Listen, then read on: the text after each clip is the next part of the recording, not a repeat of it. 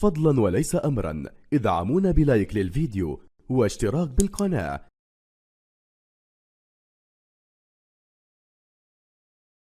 هنا القمة المنتظرة، هنا اللقاء بين النشيد، بين قسما ونحن جند الله، الانطلاقة لبطل العرب وحامل اللقب بقيادة الماشيكو ماجيد بوقرة، منتخب المحليين مدجج بالمحترفين في الدوريات الخليجية أمام الروح السودانية وإصرار صقور الجديان في استاد أحمد بن علي هنا في منطقة أم الأفاعي في الريان. يلتقي الجزائر بالسودان، هل تكون بنفس نسخة 21 في نفس المكان تقريب في نفس الزمان؟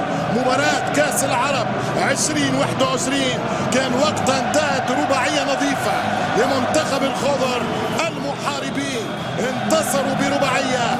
اليوم لقاء ثاني، الغانيا بيا يستعد افريقيا عبر كأس العرب، اما الجزائر فلفريق لكأس العرب فريق ولكأس افريقيا فريق، والطريق يبدأ بحلم الاحتفال بالتاج العربي. هذه هي تشكيلة منتخب السودان لحراسة المرمى منجد النيل رقم 7 طويلة، اللاعب بولبينا عادل بولبينا خطيرة، والدفاع السوداني والركنية الأولى. الجزائر تعمل سيناريو على الورق منتظر في الجولة الأولى. مهمة جدا هذه المنافسة العربية، هذا التنافس. كرة ممتازة، بولبينا تألق في سماء طلاسيا، سجل هاتريك في الشامبيونز ليج. نادي الدحيل يلعب في الدوري القطري. إقلاع في الشوط الأول، كرة جزائرية خطيرة والحاطولة عربية، سميت كأس فلسطين على القائم الثاني، خطيرة. العنوان الأول لهدف أول. ايضا بعض اللاعبين كان اول لقب عربي للخضر، التسديده الاولى والمحاوله الاولى. ترجع الكره عن طريق بوجبا، تلعب الكره لمنتخب الجزائر فمش فاول. نعم في فاول، خطا ومخالفه لصالح رقم 14 بين دبكه. الكليان في السبعينات كانت الكاس والراسيه لهدف والكره برا. كانت الكاس نظمت 3 مرات، 72 بغداد، 73 في تريبولي الغرب في ليبيا، 75 احتضنتها تونس، وابطالها كانوا مرتين منتخب مصر 72 75 و73 في ليبيا ربحتها تونس. الفرق اللي عدات شوط، هذا رقم سابقة خالد لانتو في الدنيا ستكرر 9 جوان في الماتش. ريتم سريع، دويلة بولبينا افضل لاعب جزائري في الشوط الاول.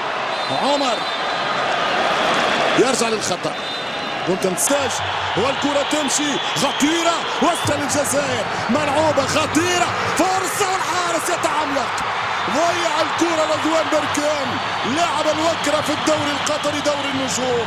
يا رضوان، هذا هو الحارس اللي كان اساسي منجد النيل، لكن خرج للإصابة ويدخل بديله محمد النور ابوجع. ونفهم من لقطة المخرج ايش قال، ايش حاب يقول. خرج سيد دخل في تاريخ الدوري الجزائري.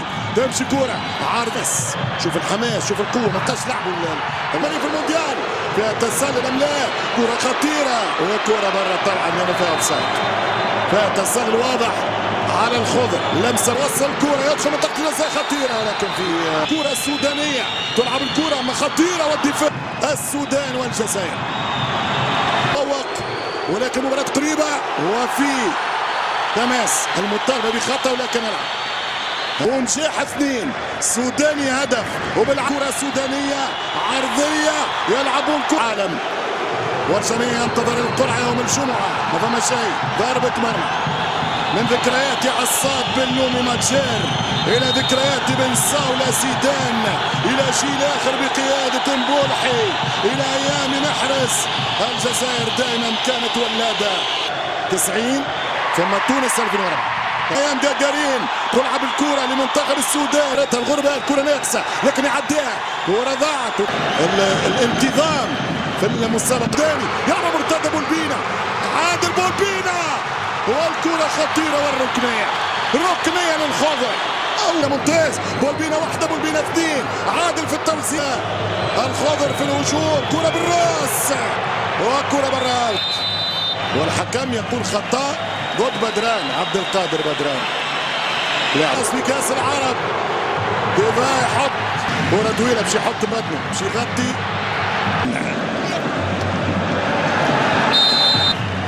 العراق بحرين هذه الاجواء اللي نحبوها في الملاعب اليوم. يضرب الكرة ترجع الحارس في خطة طريق الى المونديال الاسود. خطيرة الكرة ولكن ديما الملح الذي لا يغيب. كرة طويلة منطقة الجزاء خطيرة ترجع 0-0 الشوط الاول. ترجع كرة خطيرة كرة من منتخب الجزائر خطيرة. الكرة فتح عن طريق بولبينا الحارس رجل الشوط الاول ابوجا. هادم الناس هادم المراوغة والدفاع.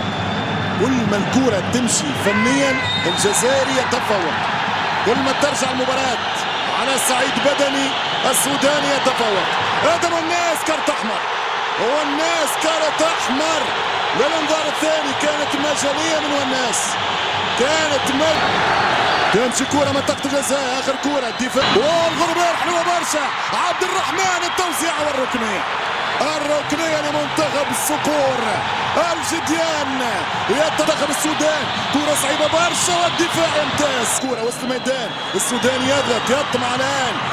حافية في 76 تمشي كرة وضاعت على منتخب السودان. كرة مشيت داوت لمنتخب الجزائر تسلل مراوغة خطيرة السوداني والرد هربت. الكرة طويلة ترجع من الدفاع السوداني. الوجود الكابتن هيثم مصطفى وايضا بولبينا بشارب بولبينا يشوط وبرافو. تقريب مباراة اليوم شنفوتوا 200,000. روفا يستنى كرة طويلة ضايعة من غير عنوان ودور ولكن نوح في الاوفسايد. تسلل كرة ممتازة وخطيرة ملعوبة محاولة التوزيعة خاصف والكرة السودان. ده التفوق لفريق الصقور. خطأ دفاعي نستفيد من الربح ولكن اهم شيء الان من قبل 2 ضد 3 يهرب الكرة خطيرة اشرف والكرة وانذار ورقة صفراء نعم على المدافع السوداني تيفور عمار تيفور. هذا اللي يلعب عليه المنتخب من مكان مناسب. هل يكون ثاني الاداء بهذه الطريقه بعد تخريب؟ هنا يرجع الدفاع السوداني يسكر خطير سليماني تمشي كره طويله الثانيه الضغط محاوله وهربت ادخل منطقه الجزاء. روفا يهرب روفا يوزع خطيره والحارس فريد يا فريد في تصدي فريد الشعاري شعلها فريد يولعها والفرصة كبيرة للسودان. المباراة كانت شوط بشوط شوط جزائري من غير تسهيل للسلطان. إصرار كبير عطال كرة وسط الملعب كرة للمنتخب السوداني يحط بدنه ويربح الركنية لمنتخب الصقور. أعتقد في هكذا ظروف نقطة قد يرضى بها رفيق صيفي والجمهور. بسم الله الرحمن الرحيم. اسعد الله مساكم بكل خير مشاهدينا المحترمين اينما كنتم. مرحبا اهلا وسهلا الى ملعب 974 في راس ابو عبود هنا في العاصمه القطريه الدوحه. مجريات مباراه المجموعه الرابعه المباراه الثانيه بعد التعادل الذي جمع بين الجزائر والسودان في مباراه كانت قويه. الموعد بعد حين سيكون مع المنتخب العراقي في مواجهه منتخب البحرين بطل كاس الخليج الماضية بلباسه الأحمر أمام المنتخب العراقي المتأهل عن آسيا إلى الملحق العالمي أملا في أن يشارك في مونديال 2026. المنتخب العراقي بمدرب جديد وبجيل جديد وبوجوه جديدة تريد أن تذهب بعيدا في هذه المسابقة وتحضر بالمناسبة للملحق العالمي المقرر شهر مارس المقبل. العراقي أحمد يحيى يخرج له علي مدن. خطأ من علي مدن امام احمد يحيى. يصفر حكم المباراة الجابوني بيير غيزلان اتشو. كان من افريقيا واسيا واوروبا وحتى من امريكا الجنوبيه. يمين من طرف توفرت لديك الامكانيات الماديه لتسمح لك بتشييد المرافق وتسمح لك باستقطاب اللاعبين. كره مفروضه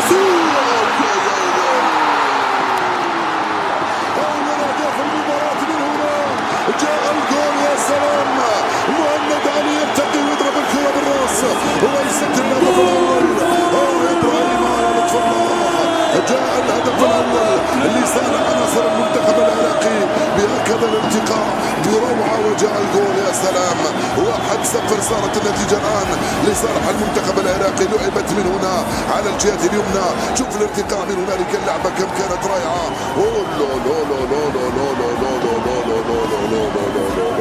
ايمن حسين هو الذي افتتح مجال التسجيل لصالح المنتخب العراقي.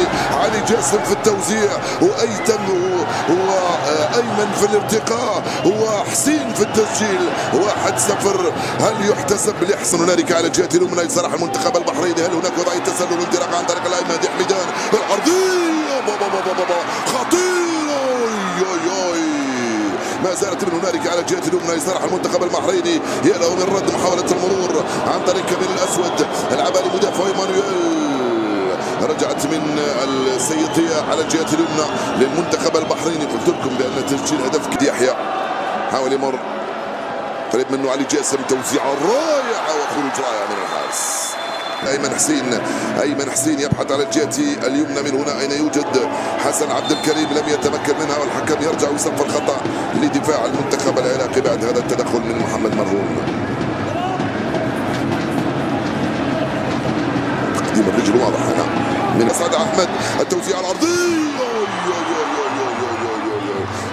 تبدو الهجمة. لعبت هنا حسن عبد الكريم، يمر حسن، يواصل عبد الكريم، يلعبها بينيه، دخل حسن عبد الكريم، وتغطيه دفاعيه ممتازه.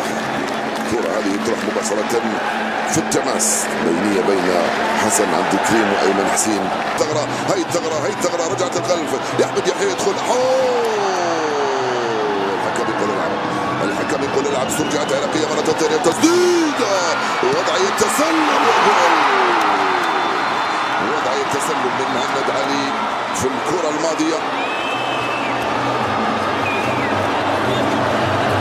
نعم، وضعية تسلل يشير لها الحكم.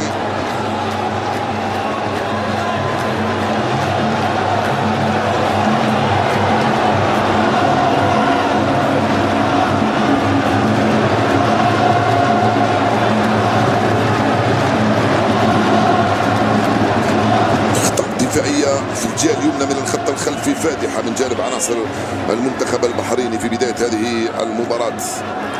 يريد العراقيون الاستثمار فيها بعلي جاسم وأحمد يحيى من هنالك.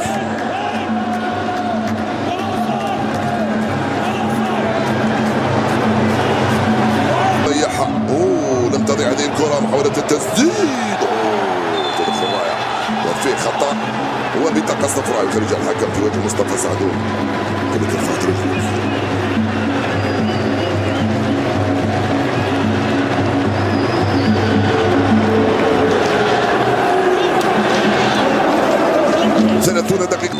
محمد مرهون يستعد لتنفيذ هذه المخالفة بعيدة شوية. محمد مرهون تضرب في الجدار وتروح ركنية من هنالك للمنتخب البحريني. دخلنا الربع ساعة الثالث الآن من عمرو، ركنية بحرينية منفذة بشكل رائع وخروج موفق من أحمد باسل.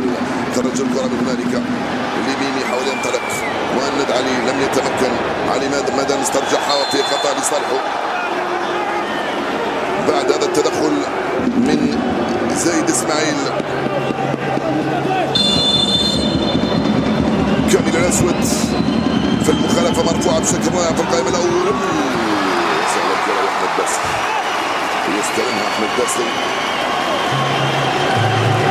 يحيى، زوج لاعبين امامه، مرمى امامهم يتفرجوا عليه. علي جاسم والعوده الموفقه من ساجد جاسم.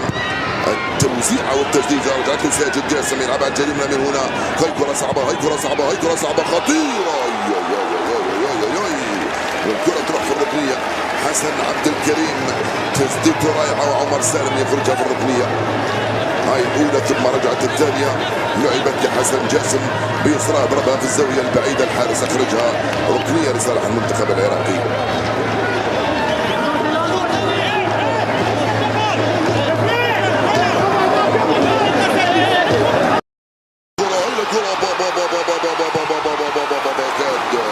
كاد ياتي الجول ذلك ناحيه علي مدن، يدخل علي مدن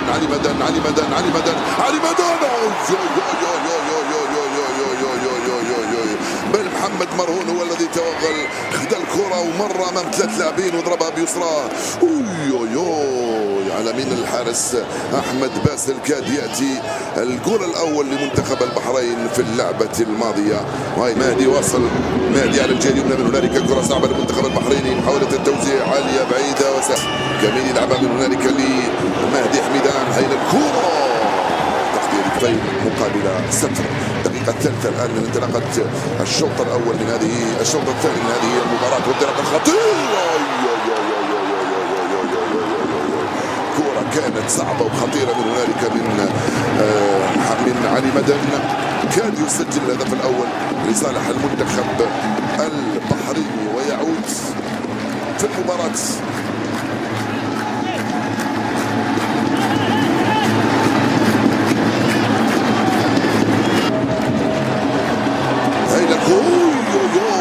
خطيرة مهند، كاد يأتي الجول الثاني هنا على مرتين من مهند علي.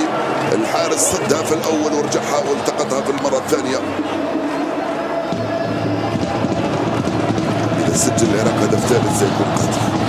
تنتهي إثر المباراة قبل الأوان. هاي كرة صعبة، هاي كرة صعبة، هاي كرة صعبة، هاي كرة صعبة راسية. الدفاع ما زالت الخطورة مرة ثانية لصالح في وسط الميدان. الكرة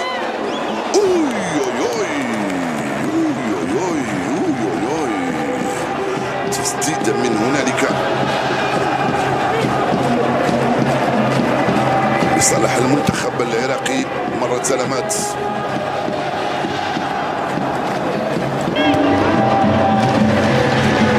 تراجع المنتخب البحريني مقارنة ببداية الشوط، وصارت مأمورية العودة في النتيجة صعبة ولكنها أبدا ليست مستحيلة.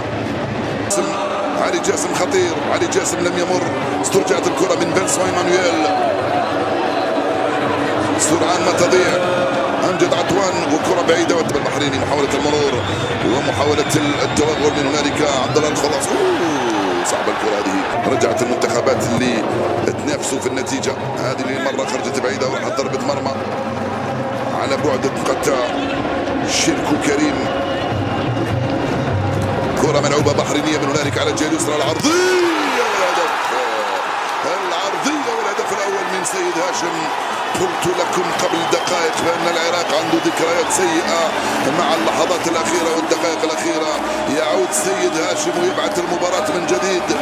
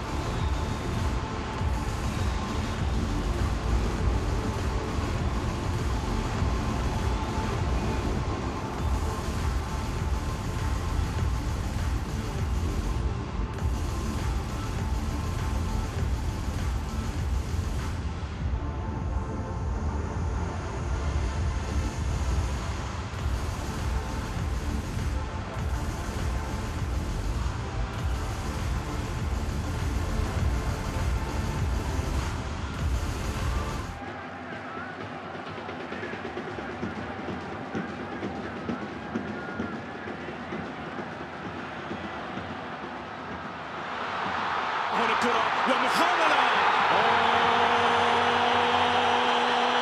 على البداية. ركلة جزاء للأردن، ركلة جزاء للنشامة. يا لها من كرة، يا له من ضجيج، بل يا له من هدير في مدرجات استاد البيت.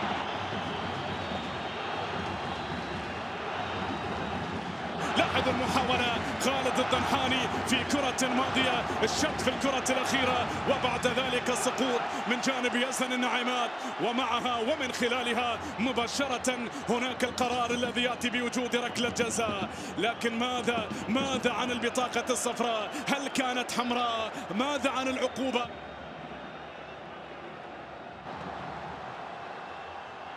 عنوان من هذا المكان. الله الله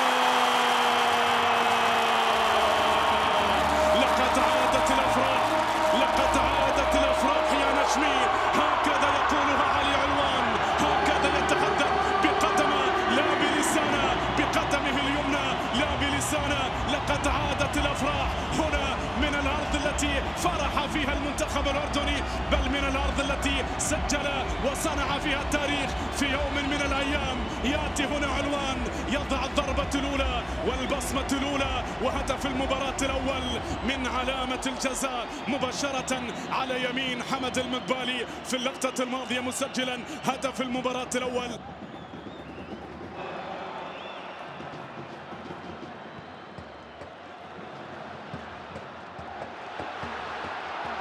هذه كرة أمامية، مر هنا، مر هنا، مر. الله الله الله الله. على كرة، على ضربة، على دربكة، على خطأ في اللقطة الماضية، على كرة كاد من خلالها لوكاس بيمنتا أن يتسبب بهدف ثان، ولكن يا لها من كرة.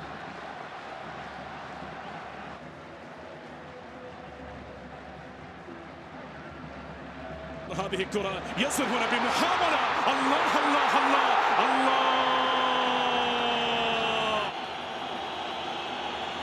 لاحظ هذه الكرة، لم يبدي قرار حكم المباراة. لاحظ هذه الكرة، لاحظ المحاولة. يزن سقط أرضا، اشترك مع حارس المرمى، لكن ما الذي جرى؟ ما الذي جرى؟ ما الذي جرى في الكرة الماضية؟ يا لها من حالة، يا لها من حالة. حكم المباراة قرار الأولي قال لا توجد ركلة جزاء، وبعد ذلك يبدو أن سيعود لتقنية الفار.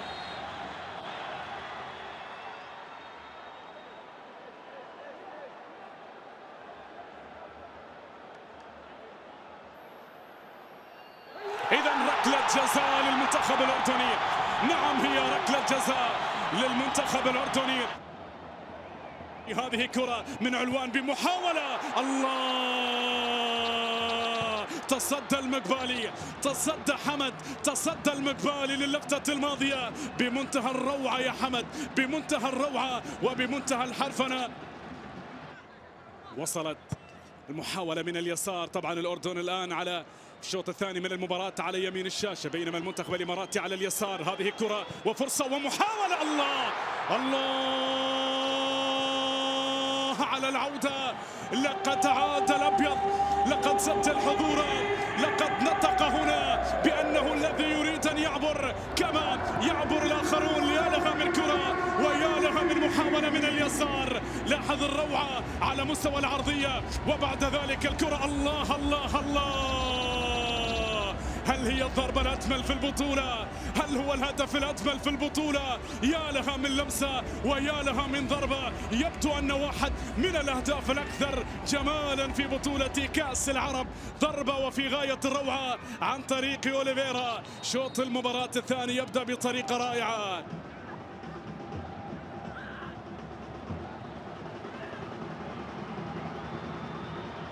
هذه العرضية، هذه المحاولة، الله على كرة. كاد أن يأتي الثانية أوليفيرا، كاد أن ينفجر أوليفيرا سحرا وإبهارا في كرة هنا مضت وفي كرة مرت بهذا الشكل. يا لها من صورة مختلفة من المنتخب الإماراتي، يا لها من روعة بوجه القدم بهذه الصورة.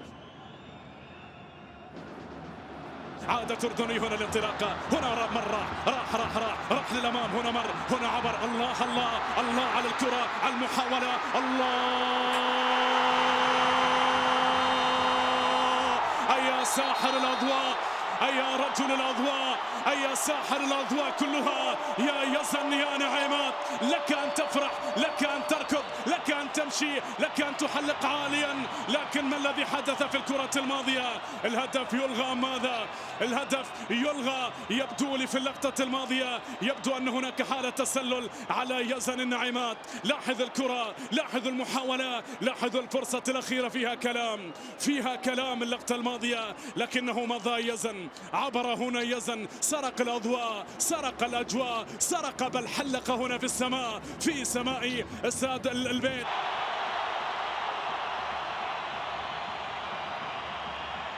إذا هدف شرعي، نعم هدف شرعي للأردن. رجل الأضواء، نجم الأضواء، من حلق في الهواء بل من طار في السماء، يزن النعيمات. لاحظ معي هذه الكرة، هذه الحالة في اللقطة الأخيرة اون سايد في الكرة الأخيرة.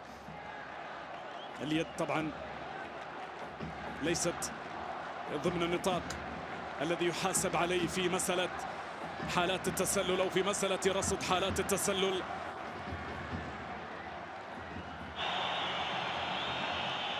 يا لها من لحظات، يا لها من لحظات. الكرة من اليسار بعيدة بهذا الشكل، ربما ضربة تأتي لكن الإبعاد لكرة هنا مرت ولكرة هنا أبعدت بعيدا. الصافرة تأتي تنهي أحداث المباراة، تنهي أحداث واحدة من أجمل مباريات البطولة بفوز هنا لصالح النشامة للمنتخب الأردني الذي عبر الإمارات بهدفين مقابل هدف في مباراة جماهيرية كبيرة جدا هنا على أرضية استاد البيت. شكرا بداية للفريقين.